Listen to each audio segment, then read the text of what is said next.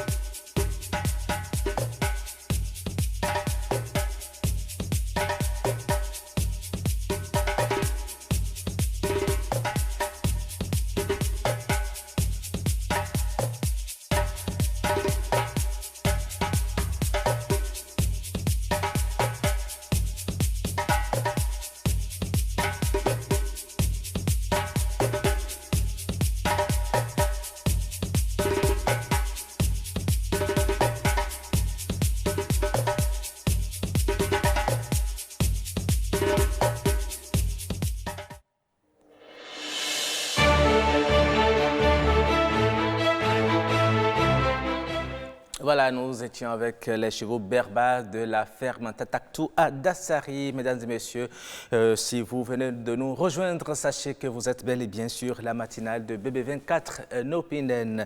Et nous recevons déjà notre humoriste du jour. Bonjour, Baba Femel. Salam alaikum. Bon, alaikum salam.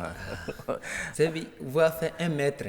Oui, j'espère que vous n'êtes pas venu sur le plateau avec coronavirus. Non. Comme le gouvernement a dit de faire 1 mètre là. Qui?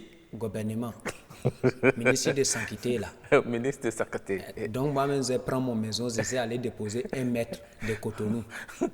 Où ça? Je mettais ça dans un petit virage là. Un petit virage. Ça fait 1 mètre de Cotonou. Ah, d'accord. Comme ils ont dit de laver les mains là, moi je ne me lave même plus. Tu fais comment? Je lave seulement les mains. Je ne me lave pas. Ah, d'accord, tu ne te laves plus. Non. Tu laves seulement les mains. Seulement les mains, depuis 2 semaines. Depuis 2 semaines. Comme ça, tu es sûr que tu es à l'abri. Je ne fais pas. Je ne tousse même plus. Ah bon? Quand je vais tousser là, je laisse. Mais c'est maintenant que je reconnais que tu es vraiment Baba. J'étais en Niger. Tu es allé au Niger. J'étais en Niger pour aller voir mon ami Corona. Il y a Corona là-bas aussi? Non, c'est mon ami Corona là. Corona? Ah bon? Quelqu'un s'appelle Corona là-bas? Non, coronavirus là. C'est mon ami. C'est mon ami, j'ai été le voir. On a fait une petite réunion. Oui, j'ai demandé beaucoup de choses. J'ai demandé, j'ai dit, que j'ai vu il est en train de se voyager là. J'avais appelé lui. Et j'ai dit, il ne faut pas venir dans notre pays. Il a dit non, qu'il ne va pas venir. Qu'est-ce qu'on fait les choses Tu l'as appelé sur quel numéro? Son ancien numéro là. Tu peux nous donner ça aussi? Oh, disais ça là, c'est clair professionnel. Ah, d'accord.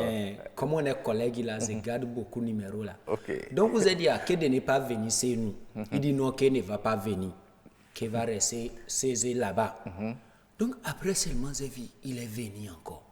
C'est là j'ai effacé. J'ai effacé, j'ai parti le voir en Niger. Il est à Gadessi là. J'ai dit, mon ami, c'est quoi? On a se parlé, j'ai dit, ne viens pas dans notre pays, tu es venu. Il dit non, qu'il est venu seulement se promener. Qu'il ne veut pas aller loin. J'ai dit, bon, si tu viens là, il faut réciter là où on va te mettre là. Il faut réciter là. Donc, j'ai dit, que les choses que tu ne t'aimes pas là, c'est ça qu'on va faire en Bénin. Il dit que ouais. Comme quoi? Se laver les mains là. Oui. On va se laver les mains. On ne va pas tousser. On va rester 1 mètre, même 2 mètres si il veut. Il dit ouais, que depuis qu'il est venu là, n'a rien trouvé à manger, que c'est seulement 2 pauvres personnes on a lui donné. Depuis là, que c'est ça, il est en train de goûter. J'ai dit, que c'est nous là, c'est 2 là seulement il va trouver. S'il trouve encore plus que les 2 là, non, ça là. C'est que Bénin n'est pas Bénin. En Bénin, nous, quand on dit quelque chose là, c'est ça on fait. C'est ça. C'est comme ça. Okay. Moi, je vois les gens, on dit, faut laver les mains, faut pas tousser, faut rester 1 mètre, faut parler là où il y a beaucoup de gens. Si quelqu'un ne fait pas, j'ai déjà dit Corona, si quelqu'un ne fait pas là, faut pas les manger. Ne les mange pas. Il faut faire mais quoi? Faut les prendre. Un peu seulement. Tu vas laisser, il va tousser un peu. Son corps, ça va chauffer. S'il ne fait pas ce que le gouvernement a dit, son corps, ça va chauffer un peu. Il va perdre jusqu'à après, tu vas les laisser. D'accord. Donc, c'est contre-ritra ou bien, comment on dit là, que j'ai signé. Avec Corona au Niger. Niger, regardez ici là-bas. C'est ça. Maintenant, auto-isolement, confinement, comment toi tu fais ça chez toi? Confinement là, c'est cela que ça me permet. Ouais. Depuis qu'on a dit confinement là, mon spaghetti est déjà fini, mon riz c'est fini. Et ouais, qu'est-ce que j'ai fait là? Je mange tout dedans. On est fermé d'ensemble, on ne sort pas. On ne sort pas. On est dedans seulement. Mais ça là même c'est bon. Tu as appris que tout coûte cher au marché déjà? C'est pourquoi je n'ai accepté plus. J'attends quand tonton là, Corona, il va partir. Il a dit qu'il va partir. C'est ton ami, il faut le dire. Non, il a dit, après 2 semaines là, non, il va partir. D'accord. Oui, il a déjà dit ça. D'accord. Oui, donc on est en train déjà de partir vers les fins là. D'accord. Oui, il faut bien négocier avec lui. J'ai dit. Et vous allez signer le contrat. J'ai même dit, mais j'ai demandé pourquoi il y a des pays là, ils refusent d'aller là-bas. J'ai dit, mon ami, pourquoi tu ne peux pas aller en Jamaïque? Il dit, que là-bas, là, les gens filment trop les choses. Qu'on risque de les prendre pour mettre dans ce qu'on filme là, pour les filmer lui aussi. Donc, j'ai dit, et Mali là-bas, il dit que Mali là, les marabouts là, ils ont déjà attaché le pays là, dans les frontières là. D'accord. J'ai dit, c'est nous aussi, si tu ne fais pas attention, nous on va prendre Kodo avec ou Moringa, on va te buter avec. C'est ça. D'accord, merci. On a tout ça là, c'est nous. Mais j'ai dit, les gens n'ont qu'à faire ce que le gouvernement a dit. Tout à fait. Sinon, ce que j'ai dit, Corona il va faire. D'accord. Il va vous prendre, il va vous souffler. D'accord. Après, il va vous laisser. D'accord. Donc, c'est ça. Merci à toi, Baba Femelle, pour nous avoir fait un peu rire ce matin. Tu connais déjà le principe. On va te retrouver vers la fin de cette émission pour la seconde partie d'humour de cette émission. Alors, juste après l'humour, nous allons voir le clip. Le clip qui va nous servir de transition pour installer le plateau de discussion. Et je vous le disais, nos invités ils sont déjà dans ce studio pour parler des conséquences socio-économiques de cette pandémie, surtout au Bénin. Alors, juste après Baba Femelle, le clip du jour.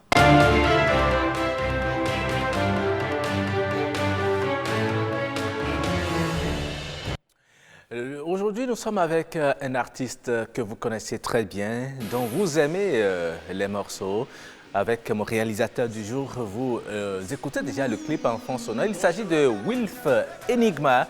Et aujourd'hui, il nous propose le clip Qui décide. Écoutons pour votre plaisir. C'est les jaloux, ils ne peuvent rien contre nous. Mais c'est les jaloux, c'est seulement Dieu qui décide. Oh, anana et anana, ils ne peuvent rien contre nous. Anana et anana. Ils ont décidé de nous compliquer la vie. Ils veulent pas nous voir avancer dans la vie. Mais qu'est-ce qu'on a fait? Qu'est-ce qu'on a fait? Qu'est-ce qu'on a fait pour mériter cette haine? N'oublie jamais ta réussite, ceci te aura beaucoup d'ennemis. Ce qu'ils veulent c'est que tu tombes, ils préfèrent te voir souffrir. Ils ont oublié, ils ont oublié, ils ont oublié. Ils n'ont pas le dernier mot. Mais c'est les jaloux, ils ne peuvent rien contre nous. Mais c'est les jaloux, c'est seulement Dieu qui décide. Oh, anana et anana, ils ne peuvent rien contre nous. Anana et anana. Tu veux me voir tomber, tu veux me voir pleurer. Tu ne veux pas que j'arrive à ces destinées glorieuses. T'as menti, tu tu la verras se réaliser. Ce que Dieu a prévu pour moi, tu le verras se manifester. Évidemment, absolument, sincèrement. Vraiment, ils vont tous échouer. Ceux qui veulent pas voir avancer, ils vont tous échouer. Ceux qui veulent pas voir avancer. Mais c'est les jaloux, ils ne peuvent rien contre nous. Mais c'est les jaloux, c'est seulement Dieu qui décide. Oh, anana et anana, il ne peut rien contre nous. Anana et anana, c'est seulement Dieu qui décide. Kirimambo, kirimambo, ki abanana dokoe, kirimambe, yeah. Nanana. Aurel Chimanga, Paris 13e, Seydou Khan, Samuel Eto'o, Maman Elisha, un plan penché comme toi-même. Marche dans la justice et tu verras tes ennemis échouer. Papa Michel, ils vont tous échouer. Échouer, ils vont tous échouer. Échouer, ils vont tous échouer. Échouer, les ennemis vont tous échouer. Échouer, ils vont tous échouer. Échouer, ils vont tous échouer. Échouer. Danse la danse de la victoire. Danse la danse de la victoire. Danse la danse de la victoire. Danse la danse de la victoire. Danse la danse de la victoire. Danse la danse de la victoire.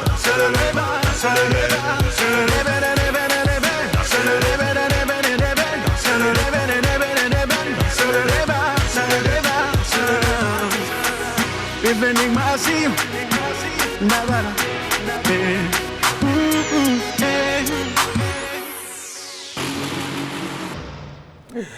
Et voilà, c'était la Wilf Enigma que nous vous proposions ce matin. J'espère que vous avez aimé. J'espère que vous avez dansé également chez vous malgré la situation de coronavirus.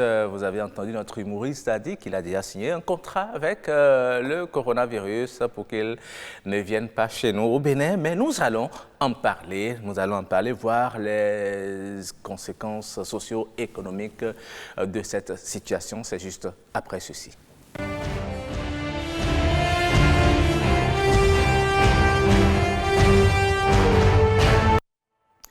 Je reçois sur le plateau des personnes très avisées. Albert Renocon, bonjour. Bonjour.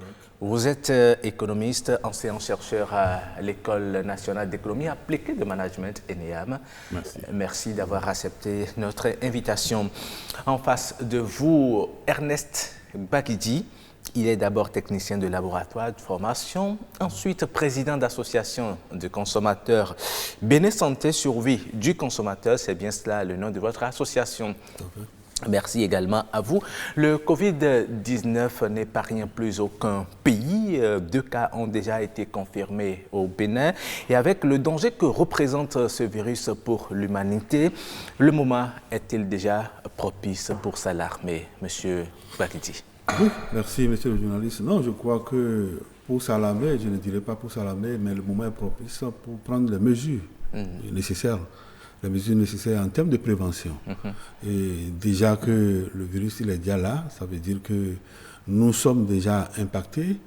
Et la deuxième phase, c'est comment faire pour qu'on s'en tienne à ces 2 cas. Et ce qui est important, c'est la mesure préventive et le diagnostic, la précision dans le diagnostic. Oui. Si on arrive à maîtriser ces 2 aspects, je pense qu'on pourra, dans une très large mesure, contenir ce mal-là. D'accord. Mais nous parlons plus principalement de ces conséquences économiques et également sur la société. On constate déjà aujourd'hui que dans les marchés, les comportements ont changé. Les prix des produits de première nécessité ont même augmenté déjà de prix. Comment expliquez-vous cette situation? Non, le phénomène quand même il est simple et nous l'avions déjà annoncé. Ce n'est pas ce cas qui nous expose à ces genres de spéculation. Le Bénin, qui a été toujours considéré comme un pays qui vit de l'importation, la production locale n'a pas été développée pendant longtemps. C'est vrai que ces dernières années, bon... Il y a des initiatives. Il y a des initiatives qui se prennent et pour certains produits, je veux parler des céréales et autres, on constate quand même qu'il y a une amélioration. Mais au niveau de la transformation, vous voyez le tissu industriel béninois, On continue d'être il est dépendant. toujours ce qu'il est. Ça n'a pas encore bougé à ce niveau, parce que la question de l'énergie n'est pas encore totalement réglée. Donc, si nous ne rentrons pas dans la transformation, il y a des produits basiques, produits basiques dont nous ne pouvons pas avoir accès parce qu'il n'y a pas la production là. Donc ça voudra dire que dès que ceux-là qui produisent chez eux et qui envoient vers nos différents pays, ils se retrouvent en situation difficile, c'est qu'automatiquement les conséquences sont perceptibles. Et c'est le cas au Bénin. Et si je dis c'est compliqué, je laisse même les produits alimentaires. Nous sommes dans une situation de gestion d'une crise sanitaire. Les intrants que nous aurons à utiliser dans la maîtrise de cette pathologie, malheureusement, la plupart doivent encore venir de l'extérieur. Ça veut dire que la situation elle est bien préoccupante. D'accord, la situation est vraiment préoccupante. Vous êtes aussi inquiet, professeur Albert Onokun? Oui, vous savez, on a dit que le monde est devenu un village planétaire. Ouais. Et ici, nous sommes face à une maladie infectieuse. C'est-à-dire que si une personne contacte ça, il peut transmettre ça automatiquement à 2 ou 3 personnes. Et les 3 personnes vont transmettre ça à 3 fois 3, ainsi de suite. Et c'est comme ça que et cela se on a une suite propage. géométrique, donc ça peut attaquer tout le monde. Et comme les frontières sont vraiment ouvertes entre les nations, quand ça se passe en Chine, ça se passe en Europe, ça va rapidement en Europe, ça vient rapidement au Bénin. Donc, on a vraiment raison de s'inquiéter. Mais bien que les frontières, parce que nous l'avons dit, hein, on a constaté beaucoup de pays ont fermé leurs frontières, ont même interdit des échanges commerciaux, les vols ont été suspendus à des endroits donnés.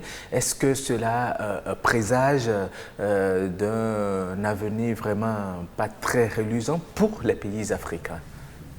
Non, bon, il va arriver un moment où peut-être ce sera éradiqué, c'est-à-dire le corona, cette maladie-là sera éradiquée et à partir de ce moment, les frontières seront rouvertes.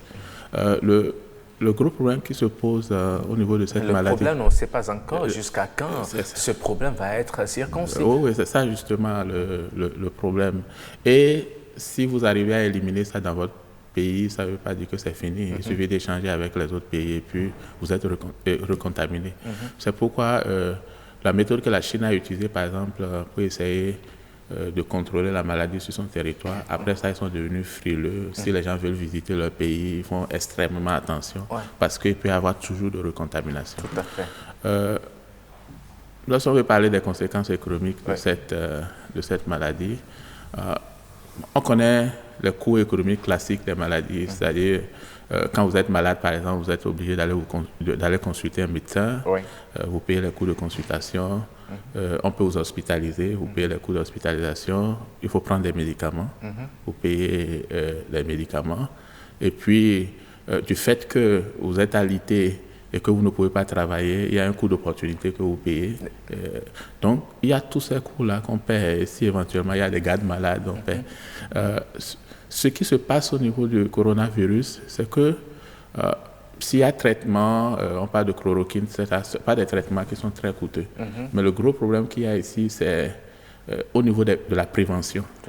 Parce que la prévention implique aussi bien des gestes individuels, des gestes barrières individuels, des gestes communautaires, des gestes publics, c'est-à-dire au niveau de l'État et même au niveau du monde entier.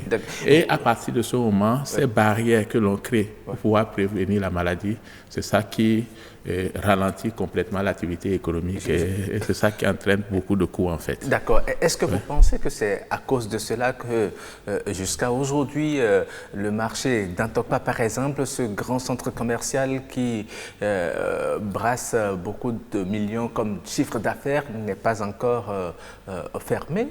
Est-ce que vous ne pensez pas que tel que cela se passe, c'est une voie ouverte à la contamination rapide à ce virus? Oui, vous savez, quand on a un pouvoir public, on est obligé de faire plusieurs arbitrages. On réfléchit. Et puis, quand on gère les épidémies aussi, il y a une affaire d'étapes. C'est vrai qu'avec le coronavirus, c'est un peu compliqué. Vous pouvez être malade, on ne le sait pas avant un certain nombre de jours. Donc, ça fait que les gens peuvent être malades sans qu'on ne le sache. Ouais. Et on peut se précipiter, effectivement, pour prendre de grands gestes. Mais si vous prenez de grands gestes, qui paient finalement? Ouais. Parce que le problème se trouve au niveau des coûts. Vous voyez, il faut fermer peut-être toutes les activités qui impliquent des contacts. Je suis venu maintenant, la maquilleuse m'a maquillé, donc on ne doit plus me maquiller. Il y a les coiffeurs et les coiffeuses. Ouais. Il y a en tout cas, tout ce qui implique des contacts humains, il faut les éviter. Surtout quand on prend l'une des méthodes de prévention qui est la distanciation sociale. Ouais. Il y a l'humoriste parlait tout à l'heure d'1 mètre. Oui. Donc si vous devez être C'est ce qui est à 1 mètre, exigé. donc il y a des Tout au choses moins. que vous ne pouvez pas faire, le sport, le football, vous allez vous toucher. C'est-à-dire, il faut arrêter tout un ensemble d'activités. Ouais. Et puis si vous allez encore vers le confinement, et vous dites, comme on a eu un cas à Cotonou est dangereux, donc il faut mettre Cotonou en quarantaine. Donc Cotonou ne doit plus communiquer avec les autres parties du Bénin. Vous voyez tout ce que ça entraîne comme coût. Et puis il y a les problèmes de transport, il y a tout ça. Donc les coûts sont tellement élevés que si le gouvernement n'est pas sûr, en tout cas, il veut avoir assez d'informations avant de prendre des décisions. D'accord. Très- Ok. Je ne sais pas si M. Ernest Gbagidi partage le même avis que vous, lui qui protège les consommateurs. Oui, on est en train de réunir assez d'informations avant de prendre les mesures qui s'imposent. Pour le moment, on continue d'aller au marché d'Antokpa. Est-ce parce que si on décide que l'on ne continue plus à faire animer les marchés, il y aura une grosse perte économique que l'on continue de laisser aller? Oui, je partage dans une très large mesure les analyses du professeur, mais il faut reconnaître qu'en plus de ça, on parle de l'économie globale. Au niveau Mais macro. quand vous prenez l'économie individuelle, domestique, il y a des dames, c'est tous les jours qu'elles doivent aller à Tantokpa, aller chercher des articles dans un magasin, rentrer dans le marché, elle va vendre, elle va récupérer ses ristournes, faire des achats pour le repas du soir. Oui. Le ZEM, il sort le matin, c'est à travers ses activités qu'il va manger. Pareil pour les transporteurs de bus, Tokwa. Donc c'est toute une chaîne. Donc si c'est vrai que nous sommes en situation de danger presque, mais si l'État prend les mesures de faire le marché, de faire éviter un certain nombre de pratiques, c'est que à côté, il faut prendre des mesures pour amortir le choc. Et je suis sûr que l'État n'a pas encore les moyens pour contenir cette deuxième crise qui serait générée par les mesures en cours qu'ils sont en train de dire, mais observons l'évolution de la pathologie. Mais c'est un risque aussi, parce que le revers peut être foudroyant. Donc, pendant qu'il est en train de vouloir préserver la vie quotidienne des populations, il est en train de faire une bonne lecture de la situation. Ouais. Donc, souhaitons que le pire n'arrive vraiment pas. Oui, c'est vrai qu'il ne faut pas souhaiter que le pire arrive, mais vous savez, beaucoup vivent déjà les conséquences. Vous savez, il y a des activités qui ont été suspendues dans les ministères puisqu'il ne faut plus rassembler plus de 50 personnes. Ceux qui avaient reçu des commandes de services traiteurs, par exemple, et qui ont déjà même fait des achats, tout ça ne peuvent plus exécuter leur marché. Comment peut-on gérer justement ces situations? Oui, vous voyez, économiquement parlant, ceux-là qui pourraient les accompagner. Mais l'autre chose qu'il faut ajouter, quand on va fermer ces marchés, il y aura une spéculation qui va s'observer sur le marché. Tout à fait, oui. On n'a pas encore fermé, mais ça a déjà commencé. Parce que, vous savez, même en dehors des marchés, dans les officines, le gel, la solution hydroalcoolique qui se vendait auparavant à 600 francs, 800 francs, aujourd'hui passé à 2000 francs. C'est encore qu'à ce niveau, moi, je voudrais profiter pour demander à l'État de jouer son rôle. Un peu comme au Kenya. Non, on doit pouvoir jouer. C'est vrai que quand la demande est supérieure à l'offre, on observe au plan commercial une petite spéculation. Mais ici, nous sommes en situation très dangereuse. Il s'agit de la vie de toutes les populations qui est en jeu. Ce n'est pas le moment de vouloir en profiter. Et les prix au niveau des officines sont arbitrés par l'État. D'accord. Donc nous ne sommes pas dans un marché noir. D'accord. À partir de ce moment, l'État doit pouvoir siffler la fin de la récréation. Oui, vous savez, vous êtes économiste et chaque situation est propice pour le commerçant attentif de faire de bons chiffres d'affaires. Il estime que ce n'est pas le moment de faire de faire de l'argent dans la vente de certains articles aujourd'hui. Est-ce que vous pensez que certains ne vont-ils pas profiter justement de cette situation pour dire bon, je tire la part du lion? Non, bon, quand il y a une crise, il y a nécessairement opportunité. Il y a des gens qui vont vouloir en profiter. Mais comme il est en train de dire, le secteur pharmaceutique est un secteur bien identifié et les prix sont contrôlés. Donc, l'État peut dire, vous ne faites pas ça. Moi, hier, j'ai acheté le petit gel à 3 500, il disait 2 000. 3 500, ça veut dire qu'effectivement, au niveau des pharmacies, il y a une spéculation. Vous voyez les masques, par exemple, ils sont montés à 500 francs. Ouais. On dit qu'il faut changer ça 4 fois par 2 000 francs. Je ne sais pas quel béninois, 2 000 francs fois 30, ça va être 60 000 francs. Donc, vous voyez, c'est compliqué. Et à partir de ce moment, l'État est obligé d'augmenter l'offre de certains produits et de réguler les prix le plus sévèrement possible. D'accord, merci. Nous avons tendu notre micro à certains citoyens rencontrés dans la ville de Cotonou pour voir s'ils sont inquiets justement de ce virus, le Covid-19. Qu'est-ce qu'ils pensent des effets sur la situation socio-économique du Bénin? Eh bien, nous les écoutons. Aujourd'hui, tous les véhicules sont immobilisés. Si vous pouvez faire un tour sur le parc, vous allez voir. Depuis hier, ici, là, je n'ai pas encore voyagé. C'est ma voiture qui est tout présentement. Mais il n'y a aucun client qui vient se représenter. Ils ont fermé les frontières de Lomé, ils ont fermé les frontières de Bénin aussi. Qu'est-ce qui développe l'économie? C'est le transport. Généralement, transport aérien, fluvial, terrestre, la communication. Les gens ont peur de voyager, peur de contracter la maladie. Du coup, leurs revenus ont baissé. Actuellement, même au niveau de nos marchés, les gens n'arrivent plus à vendre. Il y a la peur. Les gens sont chez eux. Moi, je suis 5 000. Mais je dis 1 000 francs. Kaka je dis 1 000 francs.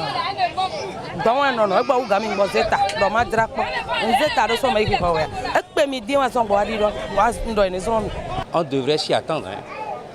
S'il faut aller du côté religieux, spirituel, je dirais que c'est une punition de l'Éternel. Lorsque quelqu'un éternue, je me loigne carrément de la personne, je me quitte l'endroit afin de ne pas se faire contaminer. Je préfère même manger chez moi ou d'aller manger dans les restaurants, c'est mieux quoi. Parce que je ne sais pas si les règles d'hygiène, c'est pratiqué dans les restaurants, dans leur cuisine d'abord, je ne sais pas trop.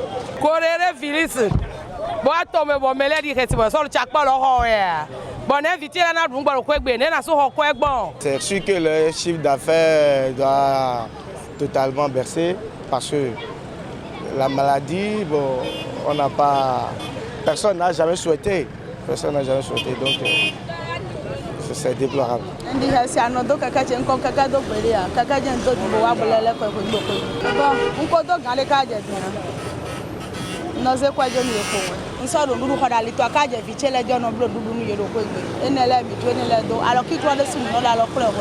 on a fait une disposition d'eau de javel, de homoclim ici, pour pouvoir laver les mains avant de rentrer dans le véhicule. Les cas chinés, hier par exemple, moi j'ai demandé, on m'a dit c'est à 1200. Et je me suis dit pourquoi? J'ai payé un torchon de 100 francs pour fermer mes narines.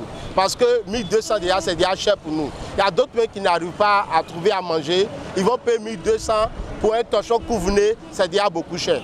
Mais quand il va arriver, comme on voit ce qui se passe en Europe, où on parle de confinement, comme on le dit chez nous, à Donaton, il y aura la famine. Parce qu'on n'est pas préparé pour ça. Nous revenons sur ce plateau pour recueillir les réactions de nos invités qui ont suivi les commentaires faits également par les citoyens. On dit aujourd'hui, par exemple, Albert Onokun, qu'il faut fournir aux transporteurs, qu'il faut fournir des cache-nez à tous leurs passagers. Et déjà, on voit qu'ils se plaignent aujourd'hui le cash n'est à 500 francs, 1000 francs par endroit. Est-ce que qu'on peut respecter justement ces précautions? Et si oui, qui paye justement le prix? Ouais, si je fais 500 fois 12 millions, donc on voit déjà le prix. C'est-à-dire on est 12 millions de Béninois.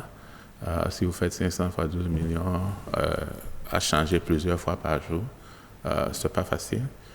Je crois que ça fait partie aussi de la stratégie du gouvernement, de voir qui prend la décision pour faire des gestes barrières. Si c'est au niveau de la famille, au niveau des individus, là, c'est eux-mêmes qui paient directement, puisque ce n'est pas l'État qui a dit tout le monde doit apporter ça obligatoirement. Maintenant, si c'est au niveau de la communauté ou des communautés, vous voyez les communautés religieuses par exemple, qui décident volontairement d'arrêter les messes et autres prêches islamiques, je crois que c'est eux qui paient le coût. Donc, or, si l'État décide lui-même de fermer tout, et que les gens ne travaillent pas, par exemple, il faut que l'État décide de payer. Maintenant, dans ce cas précis, quand les gens ne font plus leurs activités, non seulement il faut faire des crédits d'impôt, c'est-à-dire il faut pas qu'ils paient les impôts, mais en même temps, l'État dépense d'un côté, donc parce que l'État va trouver l'argent. Donc, c'est ça qui est un peu compliqué pour l'État. Il est en train de chercher des moyens. Tout à fait. Est-ce que les coûts des transports ne vont pas augmenter s'il faut vraiment respecter scrupuleusement ce qui a été demandé? Non, je crois qu'à ce niveau, moi, je m'interroge toujours. Est-ce que ce n'est pas le communiqué du Conseil des ministres qui a été mal rédigé, parce qu'on ne peut pas demander à un transporteur de fournir des masques au client. S'il paye, le transporteur paye 500, il va fournir les masques à concurrent de 400 francs. Oui, il met le prix sur le coût du transport. Je crois que la protection, cette fois-ci, doit être individuelle. L'État aura à faire importer des masques, des cache-nez à des coûts très accessibles aux populations. Ça, c'est le rôle de l'État. Mais je suis aussi préoccupé par quelque chose, la discipline des populations. J'ai été écœuré de constater hier que malgré les décisions qui ont été prises par les responsables au niveau des différentes églises, que des gens se soient permis d'ouvrir des églises. Ça, c'est une question de discipline. Il faut que les populations comprennent que l'État a pour rôle de leur donner toutes les informations, mais chacun à son niveau doit pouvoir accompagner. La troisième chose que je voudrais, ça on avait évoqué pour les gels hydroalcooliques, mais c'est la qualité de ce produit-là. Je crains que des syndicats ne mettent de n'importe quoi dans des flacons et qui continuent à distribuer. Quelle est la structure au Bénin aujourd'hui qui se chargera de faire le check rapide de ces produits sur le marché? Ça, c'est aussi un problème qui va se poser. Sinon, nous allons donner l'impression aux populations de les protéger à travers ces produits, mais en réalité, il n'y aura rien en termes de protection. Ah, d'accord. Oui. Nous sommes déjà en ligne avec le docteur Dossou-Bété Lucien. Bonjour, docteur.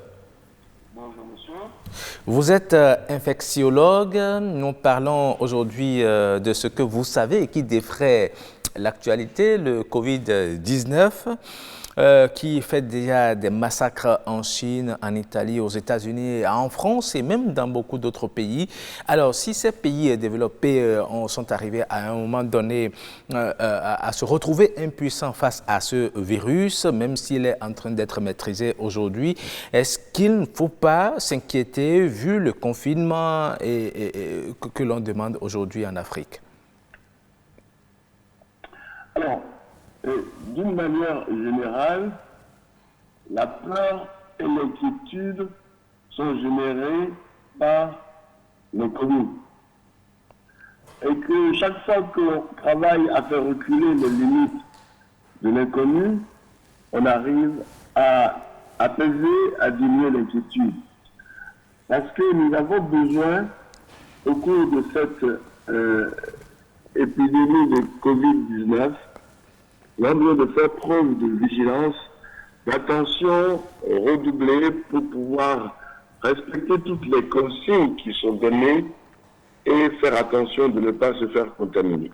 Donc il est important de pouvoir donner quelques éléments essentiels de cette maladie pour que les auditeurs puissent faire reculer les limites de leur ignorance en la matière. D'accord, allez-y très rapidement, docteur. Très rapidement. Oui. Pour dire que aucun humain, quelle que soit sa race, sa nationalité, sa religion, son âge, son territoire de résidence n'est protégé contre ce virus.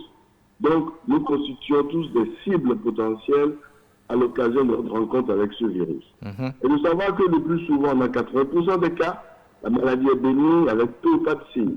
Et que c'est seulement dans 20% des cas que les signes sont importants au point de conduire à une hospitalisation, avec chez 5% de ces personnes des signes sévères qui vont nécessiter la réanimation, et 2% une assistance respiratoire, et qu'on aura des décès de 1%. Est-ce que vous pouvez nous rappeler ces 4 signes? D'abord, la fièvre, la toux, le rhume et des irritations au niveau des narines et la fatigue importante. Ah, d'accord. Donc, savoir aussi que certains parmi nous seront plus facilement exposés aux formes graves. Ce sont les sujets âgés, les hypertendus et diabétiques, et ceux qui ont immunodéprimés, qui ont un cancer ou qui ont une infection par le VIH qui n'est pas un succès thérapeutique. Et savoir que les enfants sont en général peu malades, bien qu'ils soient infectés et qu'ils sont capables de transmettre. Tout à fait. Et que connaissant tout ça, il y a des moyens de prévention. Oui. Et c'est ça qu'il faudrait que chacun de nous applique de manière rigoureuse et scrupuleuse. Et que chacun fasse preuve un peu de citoyenneté et fasse exactement ce qui est demandé, à savoir respecter tout ce qui est les consignes qui sont données par les gouvernants, et respecter les règles d'hygiène habituelles et mettre en place des mesures d'écran. Pour être plus précis, les distances sociales, quand on salue, éviter de se serrer la main, de se rapprocher de son ami ou de celui qu'on salue, et maintenir 1 à 2 mètres entre vous deux, éviter tous les regroupements, on va se retrouver très proches les uns des autres, se laver les mains à l'eau et au savon plusieurs fois. Chaque fois qu'on va toucher un objet qui aurait pu être touché par quelqu'un d'autre, il faut se laver les mains. Et avant de manger, se laver les mains. Et chaque fois qu'on peut, il faut se laver les mains, parce que dès que le virus est projeté sur une surface et qu'on a touché, après on peut se contaminer lorsqu'on a porté les mains à son visage. D'accord. C'est pratique qu'il faut éviter, mettre les mains au visage, à la bouche, au nez, aux oreilles, tout ça. Et lorsqu'on va éternuer ou tousser, de faire à l'intérieur de son coude. Et quand on tousse ou quand on éternue, quelle que soit la cause, qu'on porte systématiquement un masque. D'accord. Voici des choses essentielles qui sont importantes d'être connues à la population pour éviter de s'inquiéter. Tout à l'heure, l'un de nos invités, en l'occurrence Ernest Baguidi, que vous connaissez certainement, évoquait la qualité des solutions hydroalcooliques aujourd'hui vendues sur le marché qui permettent de désinfecter les mains. Est-ce qu'il n'y a pas déjà du faux gel qui circule aujourd'hui et qui ne feront absolument rien à ce virus? Vous savez que toutes les occasions sont bonnes pour les personnes cupides pour aller se faire de l'argent, tromper et tricher. Donc il y a des gels de mauvaise qualité, ça on ne peut pas le démentir, c'est tout à fait possible. Mais le savon et l'eau, c'est quelque chose qui ne peut pas manquer et on n'a pas besoin d'avoir un savon particulier acheté en pharmacie. Donc à défaut de solutions hydroalcooliques, utilisons ce qui est le plus facilement disponible et en quantité insoupçonnable, l'eau et le savon. Quel que soit le savon, même les savons fabriqués traditionnellement sont aussi efficaces. D'accord. Alors, vous avez tout à l'heure parlé des règles à observer, telles que la distance qu'il faut observer l'un de l'autre. Aujourd'hui, nous avons encore certains centres commerciaux qui sont encore ouverts, un peu comme le marché d'Antopa qui continue de s'animer. Est-ce que vous pensez que le risque de contamination est élevé à ce niveau? Si vous vous référez à mes propos antérieurs où je dis qu'aucun humain n'est à l'abri, ça veut dire qu'aujourd'hui, tous, nous allons y passer, pour ainsi dire. Et que toutes les mesures qui sont prises, en fait, sont là pour pouvoir étaler dans le temps l'infection des individus pour pas que le système sanitaire voit arriver trop de malades à la fois. Ce n'est pas pour empêcher que quiconque soit infecté parce que, sauf avoir arrivé très vite un vaccin, nous allons tous, un jour, être infectés, en sachant qu'il n'y a que 20% qui vont présenter des symptômes. Donc tout ce qui est fait, quand on ferme le marché dans son pas, si on le fermait aujourd'hui, le jour où on va l'ouvrir, le problème se posera toujours. Sauf si notre pays a été, tous les habitants, ou presque 70 à 80% ont été préalablement infectés. Et là, on peut dire qu'on aura arrêté la circulation du virus dans notre pays. D'accord. Mais tant qu'on n'est pas arrivé à ce niveau-là, on est tous exposés. Et le choix des mesures de fermer ci, fermer ça, c'est des décisions qui sont difficiles à prendre et qui doivent tenir compte de l'histoire du pays, de la socioculture du pays. Il n'y a pas vraiment une règle scientifique aujourd'hui qui dit que absolument il faut fermer tout.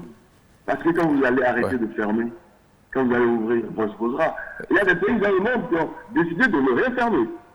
Donc tout dire que ce n'est pas aussi évident que ça. D'accord. Alors, une dernière question pour finir, surtout que vous êtes médecin infectiologue.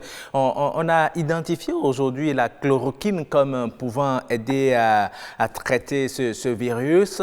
Et on a constaté qu'il y a certaines habitudes, des gens qui ne sont même pas encore contaminés et qui, en guise de prévention, prennent déjà la chloroquine. Est-ce que c'est efficace ou bien c'est un risque? Alors, aucune étude aujourd'hui n'a apporté la preuve formelle, je dis bien la preuve formelle, d'une efficacité quelconque pour traiter. Ce qui est sûr, il y a des études qui ont été faites, mais avec des petits effectifs. C'est pour ça que les conclusions ne peuvent pas être formelles et des recommandations qui conduisent à dire commencer à utiliser tous. Donc chaque utilisation de la chloroquine ne peut être faite que dans le cadre d'une étude qui va permettre d'évaluer, de progresser. D'accord. Et ces études, qu'est-ce qu'elles ont montré? Que les personnes qui sont infectées et qui reçoivent de la chloroquine, je ne donne pas la dose, il ne faut pas inciter des gens à le prendre comme ça, ils vont voir réduire à une durée de 6 à 8 jours le temps d'élimination du virus, donc la capacité à contaminer. D'accord. Alors que chez ceux qui ne sont pas traités, ça peut aller à une vingtaine de jours. D'accord. Parce que les études courtes ont montré, mais on ne peut pas être formel encore. D'accord. Merci beaucoup, professeur. Merci, docteur. Je ne suis pas professeur. Oui, excusez, oui, je me suis déjà rattrapé. Je remercie docteur Lucien Dossou-Bété. Je rappelle que vous êtes infectiologue et vous intervenez dans cette émission pour nous apporter votre éclairage par rapport à ce virus qui fait des ravages aujourd'hui et qui peut être contenu si l'on respecte les règles d'hygiène prescrites, n'est-ce pas? Merci à vous et bonne journée aux auditeurs. Merci beaucoup à vous aussi, docteur. Alors, nous revenons sur ce plateau. Vous avez entendu M. Ernest Gbagidi, docteur Dossou-Bété? Non, je l'ai suivi religieusement. Je crois que ces contributions sont d'intérêt public, en ce sens qu'il s'agit d'un spécialiste, et je sais de quoi il parle précisément. Oui, parce que vous êtes aussi du domaine. Je suis du domaine et ce que je voudrais rebondir sur la chloroquinothérapie dont vous avez parlé, et ceux qui s'adonnent déjà à cette consommation à titre préventif, c'est illusoire. C'est illusoire. Nous connaissons la problématique de la chloroquine. Pourquoi on l'a retirée du marché? C'est pour ne pas développer une résistance. Et si, je ne sais pas là où ils en ont trouvé, parce qu'on avait retiré du marché totalement, et s'ils vont le prendre à titre préventif, ils se trompent. Et d'ailleurs, ce n'est pas une combinaison qu'on arrive à maîtriser le mal. Donc, il faut déconseiller ça. Le moment venu, si c'est établi que c'est une molécule qui pourrait nous aider à faire un traitement efficace, le gouvernement n'hésitera pas à l'annoncer. Et l'OMS est encore là pour poursuivre l'évolution. C'est ça. Donc, de manière générale, il a insisté sur les règles d'hygiène. Quelles que soient les mesures qui seront prises au niveau central, si nous-mêmes nous n'accompagnons pas avec la discipline requise, le mal est utilisé. Et ce mal ne connaît pas de classe sociale. Effectivement. C'est tout le monde qui est exposé. Donc, il faut respecter scrupuleusement les règles d'hygiène. Alors, puisque nous tendons déjà vers la fin de cette discussion, est-ce qu'il est possible d'éviter de lourdes conséquences sur l'économie aujourd'hui, professeur Albert Onoko? Oui, bon, le docteur a dit quelque chose d'extrêmement important. C'est-à-dire que peut-être potentiellement, nous tous, nous allons être contaminés d'une manière ou d'une autre. Bon, heureusement que le taux de mortalité est assez faible. Au Bénin. Et que non, de façon générale. Et que de façon stratégique, ce que les gens essaient de faire, c'est d'étaler la courbe épidémiologique. C'est-à-dire de faire en sorte qu'il n'y aura pas beaucoup de malades dans les centres de santé pour que les gens ne soient pas suffoqués par la charge. Donc, ce qui veut dire encore que toutes les précautions qu'on nous demande de prendre, il faut qu'on les prenne et que peu de gens soient contaminés à court terme. Maintenant, les conséquences sur l'économie, comme je l'ai dit, sont extrêmement importantes puisque finalement, on demande à l'État de dépenser, de renforcer le système sanitaire et de subventionner des produits, de faire des actions en faveur des entreprises. En même temps, on demande aux gens de laisser certains métiers parce qu'il faut créer des distances sociales entre les individus. On dit qu'il faut parfois de l'autoconfinement. Donc ça veut dire que vous restez chez vous, vous ne travaillez même pas. Peut-être si vous avez la possibilité de faire du télétravail, vous faites, mais chez nous, les technologies ne sont pas très développées. On dit parfois de mettre des villes entières en quarantaine. Donc, vous voyez, en même temps que les recettes de l'État vont diminuer, on va demander à l'État de dépenser encore plus pour pouvoir soutenir le système sanitaire. D'accord. Ce qui est extrêmement compliqué. Très bien. Je vais demander à mon réalisateur de nous afficher les messages des téléspectateurs très rapidement. Nous allons essayer de les lire. En attendant, je vous laisse également la parole. Vous qui défendez le droit des consommateurs face à ce qui se dessine, où des gens font déjà des provisions chez eux à la maison pour ne pas être confrontés à ces difficultés. Est-ce que vous pensez, vous recommandez aussi à tous ceux qui nous écoutent, par exemple, de faire des provisions chez eux au cas où il y aurait une situation plus grave? Non, je crois qu'en termes de prévention aussi, il faut le conseiller. Mais combien aujourd'hui on a la possibilité de faire cette provision pour combien de temps aussi? Donc moi, mon souhait est qu'on arrive quand même à maîtriser c'est la contamination intracommunautaire. Si on arrive à maîtriser ça et que c'est les quelques cas qui vont venir de l'extérieur qu'on aura à gérer dans les formations sanitaires, ça nous permettra de contenir, de maîtriser la situation. Sinon aujourd'hui, nous n'avons vraiment pas la possibilité de faire face à ce que nous voyons, ce que nous entendons. Vous voyez le cas de l'Italie, 600 et quelques morts. Est-ce que le Bénin a la capacité d'affronter ce défi-là? Donc Dieu nous épargne simplement de pire. Et aujourd'hui, le bilan fait état déjà de plus de 14 000 morts en tout. C'est assez dramatique. Un message que nous envoie Robin Akrombessi, qui suit cette émission, il nous dit « Nous chantions consommer local ». La clé, personne ne semblait préoccupé par la promotion de la production locale. Le retard dans les réflexions et dans les actes rattrape. C'est malheureux, mais c'est ce que nous subissons tous. Et il y a Martin Chaffara qui dit « Les impacts économiques de cette pandémie sont là palpables. C'est un ralentissement total dans tous les secteurs d'activité. Même au niveau des cliniques, les patients ont du mal à se faire consulter, bien que ce soit pour d'autres maux. » C'est assez inquiétant à ce niveau, parce que c'est comme si les médecins aussi ont peur. C'est normal, c'est un métier de contact. Donc, ils sont exposés. On a même appris qu'il y a un médecin qui est décédé hier à Paris pour ça. Il y a un autre Alex qui dit ceci, le dernier message qui vient de nous parvenir, qui dit « Bonjour à tous, je pense qu'il faut rester stoïque car tout passe. Se préparer psychologiquement à toute éventualité, mais créer des activités génératrices de revenus possibles depuis chez soi. » Voilà, donc je vais vous laisser la parole pour votre mot de fin maintenant, Monsieur Roloncon. Oui, bon, celui qui a dit de créer des activités chez soi, bon, c'est difficile parce que vous créez une activité chez vous, il faut faut des demandeurs, il faut que les gens achètent aussi. Et chez eux, bon, ils vont faire comment? Donc, c'est facile. C'est un peu comme en Europe aujourd'hui, où même de chez vous, vous pouvez commander, on viendra vous livrer. Le système de livraison est très développé là-bas. Il y a certains qui acceptent de travailler, qui quand même... il y a ce qu'ils appellent les métiers essentiels, qui doivent continuer de travailler. Ça veut dire que les autres, ils ne vont pas éviter le risque. Donc, effectivement, comme on le dit, au fur et à mesure que les informations vont évoluer, il faut que nous suivions les conseils du gouvernement. Absolument. Et que, sans trop nous alarmer, et que le gouvernement aussi n'a qu'à faire des gestes pour donner les informations correctes, réduire les coûts de communication, pour que les consommateurs puissent se connecter régulièrement et suivre les informations. Effectivement, le choc est senti un peu partout. Hein. Vous savez, aujourd'hui, en matière de football, toutes les compétitions sont suspendues. Oui, c'est assez inquiétant.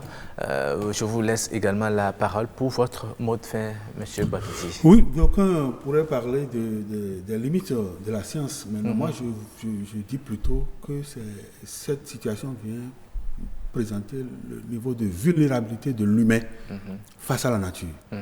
Les scientifiques sont là, mais le virus est en train de dicter sa loi. Donc ça voudra dire que dans tous nos gestes, dans tous nos comportements, nous devons avoir en tête que des choses peuvent nous échapper et nous éprouver à tout moment. Voilà, en laissant des conséquences difficilement rattrapables. Donc, que les gens s'en tiennent à ces consignes qui sont données au niveau. J'ai une pensée pour une spécialité au niveau de la médecine. Ceux-là, je ne sais pas comment ils vont le faire. La kinésithérapie, je ne sais pas si vous êtes allé une fois, ils sont obligés de toucher. Le massage, est-ce qu'on peut respecter la distance? Mais bon, ils vont porter des gants. et la distance, c'est vous dire que le mieux, c'est que ce virus soit vraiment maîtrisé très tôt. D'accord. Merci beaucoup Ernest Gbagidi. Merci professeur Albert Renoncon d'être passé dans cette émission. Nous allons enchaîner tout de suite avec Us et coutumes.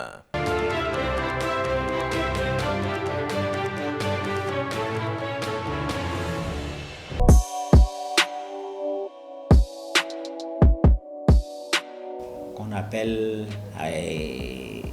Akbasayi, bien une défi, on va lui donner un nom. Et cette cérémonie, c'est quand on fait cette cérémonie qu'on connaît celui que cet enfant-là incarne. C'est ce qu'on appelle le Choto. Donc, quand vous êtes né, quand l'enfant est né, en grandissant, on doit pouvoir lui faire cette cérémonie-là pour lui donner un nom.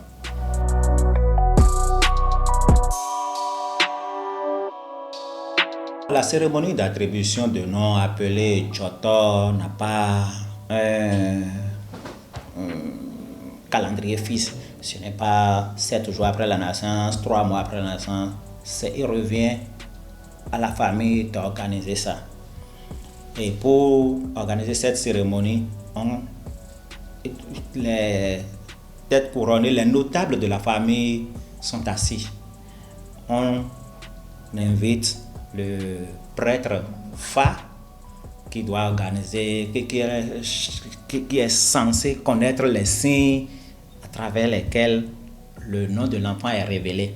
Et cette cérémonie, le prêtre Fa, il est là avec ses éléments, et les noix de cola, tout ce qu'il faut, et ça commence.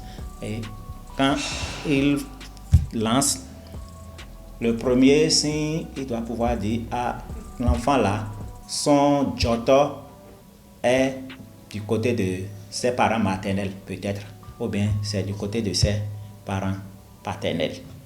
Qui maintenant, il commence par, lui-même il n'a pas le nom directement, mais il commence par développer celui que cet enfant-là incarne doit être un homme élancé, peut-être c'est un homme noir, il est souvent très énervé, il est nerveux, et il est ceci, et on commence par dire, ah, ça doit être telle personne alors, est-ce que ce n'était pas... Et, bon, la consultation finit par dire oui, c'est telle personne.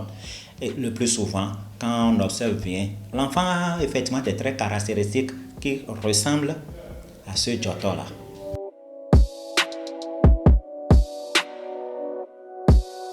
avec le développement des religions importées, l'envahissement des religions importées, il y a que ces pratiques s'effritent de nos jours, ce n'est plus tellement respecté. Celui qui s'est converti au christianisme, on se dit, bon, ce qui se fait de l'autre côté là, c'est diabolique, c'est satanique. Mais qu'est-ce qu'il connaît aussi de sa nouvelle destination? Quand on lui dit, il faut faire le baptême à l'enfant. Quoi la différence? Un chrétien, un couple chrétien qui met son enfant au monde dit le 7e jour ou bien 3 mois après, on doit organiser telle cérémonie, le baptême de l'enfant pour lui donner un nom. C'est la même chose que nos aïeux faisaient.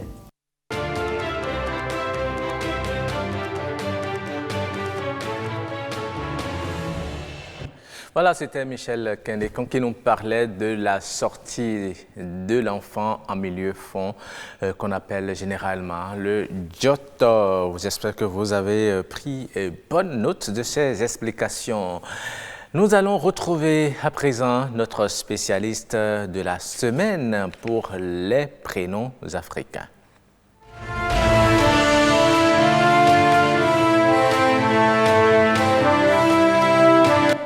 Il est déjà là sur ce plateau, il s'appelle Tiburce Onkeala. Bonjour Tiburce. Bonjour Roch, accueillez-nous. La pleine forme? Oui, ça va. Vous êtes très bien habillé. Vous, je suis bien en forme quand même. Vous êtes bien en forme, pas de corona. Moi-même, je ne me vois pas quand je m'habille. Oh, d'accord. Les téléspectateurs vous voient et à travers votre habillement, ils peuvent déjà savoir d'où vous venez avec le gobi. Vous êtes Gon. Oui, je suis Gon. Et vous êtes sur ce plateau pour nous parler des prénoms Gon. Je rappelle que vous êtes journaliste à Radio Bénin Alafia. Oui. Et aujourd'hui, vous êtes là, je crois, sur les 3 jours de la semaine que lundi, mardi, continue l'émission. Voilà, pour nous parler des prénoms Gon. Et aujourd'hui, vous avez choisi de nous parler du prénom Adjikpe. Adjikpe, oui. Adjikpe. Adjikpe. Adjikpe. Adjikpe. D'accord. Qu'est-ce que cela veut dire? Adjikpe, étymologiquement, Adjivi, ça veut dire enfant. Adjikpe, ça veut dire l'enfant. Ça me suffit. Ok. Adjikpe, tu as fini de mettre au monde. Ok. De mettre au monde. Et généralement, c'est un prénom qu'on retrouve au niveau des Benjamins, les derniers nés de la famille. Ok. C'est un prénom qui éprouve, peut-être, qui laisse les difficultés que l'on a eues avant d'avoir ce dernier enfant. Ça peut exprimer le chagrin. J'ai souffert avant d'avoir cet enfant. Ça peut être aussi une manière de remercier Dieu, une reconnaissance, je veux dire. Une reconnaissance à Dieu. Tu m'as fait, j'ai eu mon dernier né. Donc, dans les 2 cas, ça peut exprimer le chagrin ou bien une reconnaissance. Oui, mais quand on parle du dernier né, est-ce que ce n'est pas soi-même qui décide parfois de limiter ses naissances? Non, peut-être là, dans un premier cas où ça exprime le chagrin, ça veut dire quoi? J'ai tellement souffert et je n'en peux plus. Si il faut avoir un autre enfant, je vais me remettre dans le même cycle de la souffrance, chercher ailleurs, par-ci, par-là, aller chez les vaudous, peut-être dans le temps ancien. Quand tu as des difficultés à avoir de l'enfant, tu vas faire des cérémonies auprès des vaudous, auprès d'une divinité, et tu lui demandes de te donner un enfant. Peut-être un dernier, peut-être. Et là, quand tu demandes comme ça, tu vas suivre le rythme que la divinité t'impose.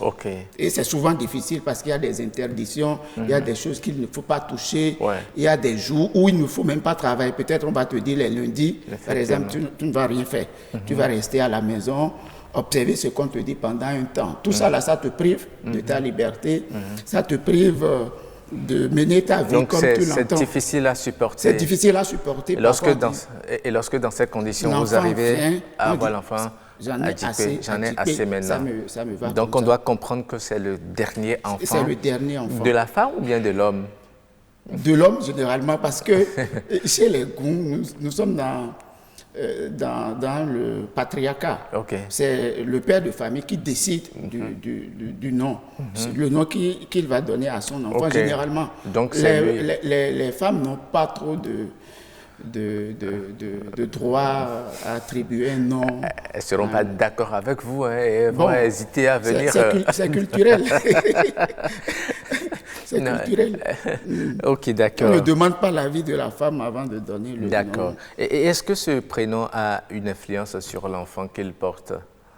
Bon, je ne saurais le dire. Parce que l'enfant qui est, on dit, c'est le dernier, c'est généralement des enfants qu'on chouchoute beaucoup. Qui sont choyés, qui sont gardés comme des œufs. On ne les touche pas parce qu'on a éprouvé des difficultés pour les avoir, donc on ne doit pas les toucher. Est-ce que cela ne les amène pas à se sentir un peu trop protégés et à être un peu trop dépendants de leurs parents? Généralement, les derniers nés, c'est des enfants qui sont choyés, qui sont beaucoup chéris. Donc, ça dépend de l'éducation de la famille généralement, mais c'est des enfants qui restent avec le papa, souvent avec le papa ou bien avec le grand-père. Au moment où les autres sont au champ, au moment où les autres sont en train de faire des tâches ménagères, cet enfant, on le préserve de beaucoup de choses parce que généralement, c'est des enfants qui sont un peu fragiles. Un peu fragiles, ok, d'accord. D'accord. Donc, Adjikpé. Adjikpé. Donc, si on entend quelqu'un s'appeler Adjikpé, on doit déjà savoir qu'il est le dernier de la famille. Voilà. De la famille, généralement. Très bien.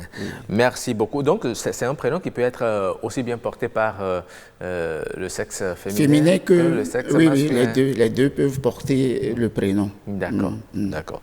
Merci beaucoup, Tibius Okiala, de nous avoir parlé de ce prénom, Adjikpé. On sait désormais qui sont ceux-là qui peuvent porter le prénom Adjikpé, notamment dans l'ère culturelle Gon. Bon, on dit l'ère culturelle Adjatado. Gon, c'est un groupe socio-culturel, linguistique qui appartient à l'ère culturelle Adjatado. Comme le fond, et les Aïzo et autres. Ok, merci beaucoup à vous, Tibursa. Je vous en prie. Nous allons tout de suite enchaîner avec la capture. Vous allez rester avec nous pour nous commenter cette image que vous allez voir. La capture.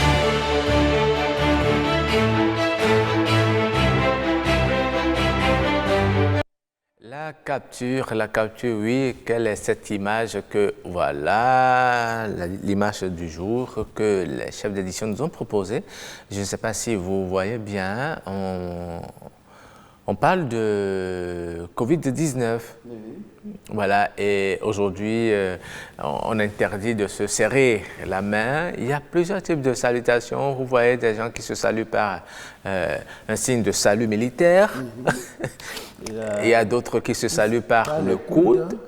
Il y a d'autres qui font la révérence. Ils s'inclinent. Il y a d'autres qui se saluent avec les pieds. Mais apparemment, ça là, on dirait que c'est la manière de se saluer des Gons. Se saluer comme ça? L'avant-dernier, là, en bas, complètement. Se saluer avec les fesses? Oui. Non, ça là n'existe pas chez les Gons. Alors, qu'est-ce que vous pensez de tout ça? Covid-19 a inventé je vois que tellement de formes là, de salutation. Toutes ces images participent au message de sensibilisation. Ce qu'il faut faire pour ne pas contracter le virus, contracter le Covid-19. Moi, je trouve que c'est pas mal, c'est bon, mais ça fait rire aussi. Oui, ça fait rire. Et effectivement, dans ce stress, il faut rire lorsqu'on voit tout ça. Et effectivement, hein, quand on se voit, on se salue avec le pied ou bien le coude, on rigole. Je l'ai même fait ce matin. Ah bon? Mais je ne vois pas les Béninois se saluer avec les fesses. Les Béninois ne vont pas accepter ça là. Les Béninois ne sont pas de mœurs légères. D'accord. Ok. Ils savent jusqu'où il ne faut pas aller. Ils savent donner des limites. D'accord. Ok. Merci beaucoup, Tiburce, pour votre commentaire sur ces images. J'espère que demain, vous allez revenir avec nous pour... Oui, je suis là avec vous. On va nous parler d'un autre prénom. D'accord. Et là, ce prénom, c'est un prénom princier. Un prénom princier. Gardez le suspense. Oui, c'est un prénom princier. Gardez le suspense pour nos téléspectateurs. OK. D'accord. Donc, à demain. Donc, nous allons à présent enchaîner avec l'instant éco. Et dans l'instant éco, aujourd'hui, nous voulons parler justement de la volaille. Oui, la volaille. Quand on parle de l'aviculture, il faut commencer par en distinguer deux types, mais qui cohabitent. Il s'agit de l'aviculture traditionnelle et de l'aviculture commerciale.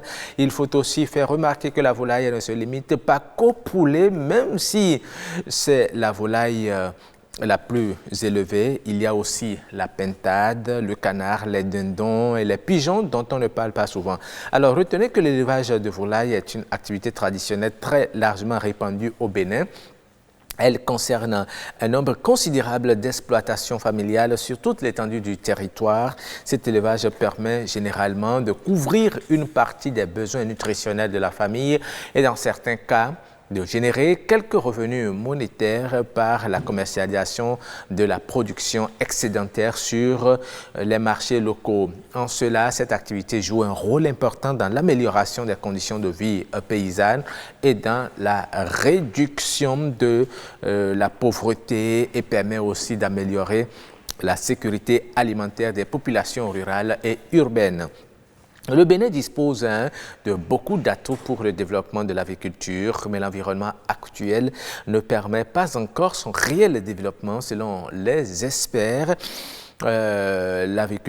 L'Association nationale des agriculteurs professionnels du Bénin pense que la production locale pourrait assurer les besoins en consommation si le marché est protégé contre les importations massives et si les agriculteurs se professionnalisent. Le commerce de volailles est devenu plus intéressant au Bénin après la riposte organisée suite à l'éclatement de la grippe aviaire. Et il faut dire qu'à l'approche des fêtes, c'est la grande joie chez les aviculteurs puisque les coquelets se vendent surtout à l'approche des fêtes de Ramadan, de Pâques ou de fin d'année. Et de façon globale, il faut dire que selon les données de l'UEMOA, le poulet et les œufs produits au Bénin contribueraient respectivement à 2,4% et 0,4% dans la formation du chiffre d'affaires agricole du Bénin. Et selon les statistiques de la direction de l'élevage, la volaille constitue la deuxième source de consommation de viande après les bovins. Les difficultés des agriculteurs se rapportent souvent à l'alimentation dans laquelle ils investissent beaucoup. La plupart des éleveurs distribuent des aliments composés, fabriqués par eux-mêmes ou achetés dans les provenderies. Faute de moyens, la ration journalière est complétée par des céréales et restes de cuisine, comme vous venez de le voir tout à l'heure. C'est un secteur qui reste dynamique et dans lequel beaucoup de jeunes entreprennent aujourd'hui. Il est très rentable si le coût de la production est maîtrisé. D'ailleurs, la vision du programme de développement de l'élevage PDE est de produire 400 000 tonnes de viande par an. Et la proportion de la viande de volaille permettra de satisfaire 2,5 kg de viande par an par habitant et 27 000 tonnes d'œufs d'ici 2020. Voilà les informations que nous avons à partager avec vous par rapport à l'élevage de la volaille. Entre-temps, notre humoriste nous a rejoint, Baba Femelle. Rebonjour. Bonjour. Rebonjour. Je suis là. Vous êtes là. Je suis là. J'espère que votre ami Corona est resté là-bas, qu'il a entendu ce que vous... J'ai déjà envoyé un message. J'ai dit, est-ce qu'il m'a vu en BB24?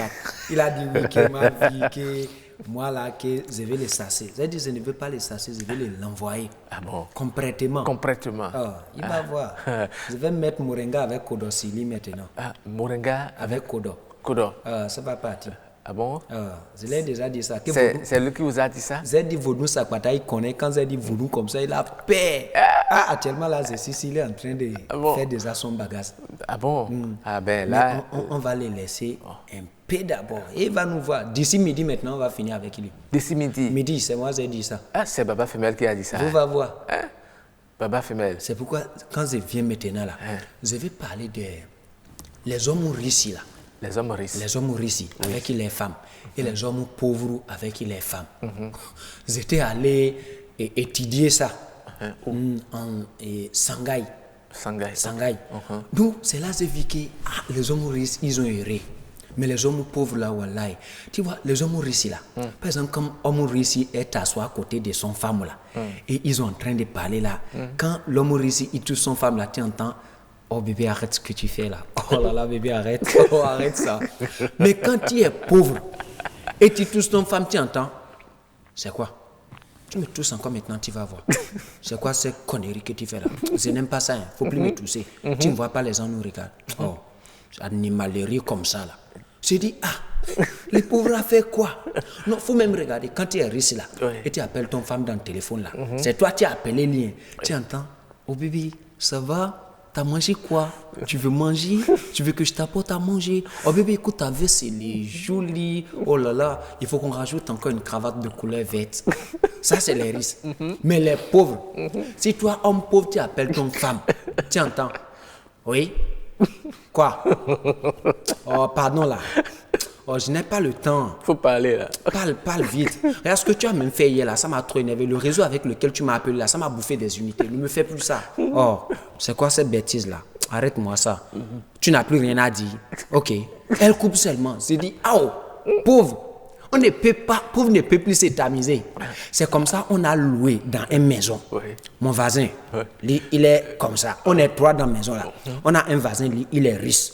On a un autre voisin, lui, il est pauvre. Moi, je suis moitié riche, moitié pauvre. Donc, ils nous ont été asseoir dans les maisons. Donc, notre voisin riche là, avec son femme, il se regarde seulement, il fait comme ça.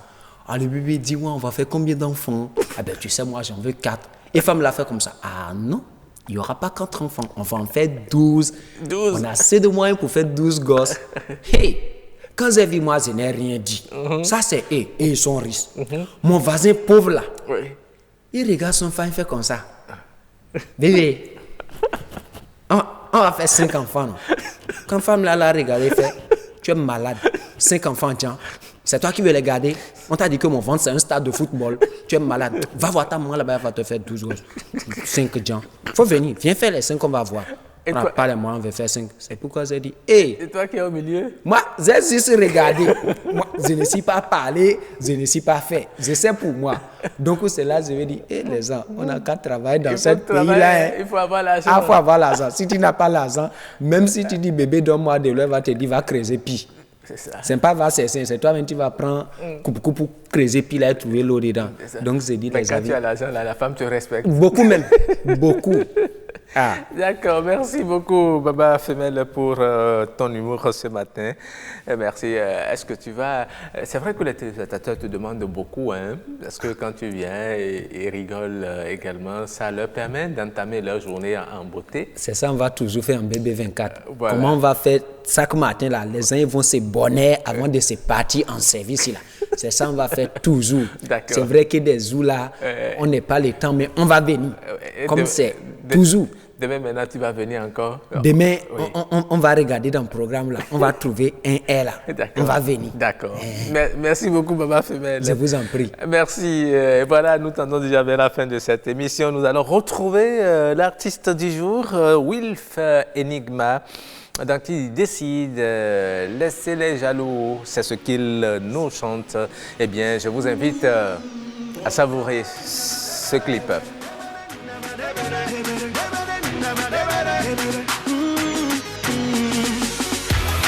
Laissez les jaloux, ils ne peuvent rien contre nous. Laissez les jaloux, c'est seulement Dieu qui décide. Oh, anana et anana, ils ne peuvent rien contre nous. Anana et anana. Ils ont décidé de nous compliquer la vie. Ils veulent pas nous voir avancer dans la vie. Mais qu'est-ce qu'on a fait? Qu'est-ce qu'on a fait? Qu'est-ce qu'on a fait? Qu'est-ce qu'on a fait pour mériter cette haine? N'oublie jamais ta réussite, ceci te aura beaucoup d'ennemis. Ce qu'ils veulent, c'est que tu tombes, ils préfèrent te voir souffrir. Ils ont oublié, ils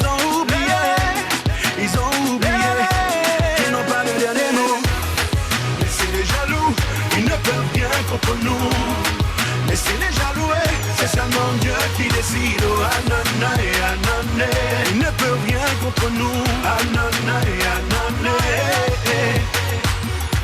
Tu veux me voir tomber, tu veux me voir pleurer. Tu ne veux pas que j'arrive à ces destinées glorieuses. T'as menti, tu la verras se réaliser. Ce que Dieu a prévu pour moi, tu le verras se manifester, évidemment. Voilà, merci à toi Timothée Ronton pour la réalisation du jour. Merci à toute l'équipe qui t'accompagne de l'autre côté, Bernard Le Djogbé et les preneurs de son, Armel également. Merci à toute l'équipe de préparation, au chef d'édition qui nous ont aidés à mettre en ligne cette émission. Merci également à toi Baba Femelle qui est resté avec nous jusqu'à la fin de cette émission. Merci, au revoir et à demain pour un autre numéro de votre émission matinale Nopinden.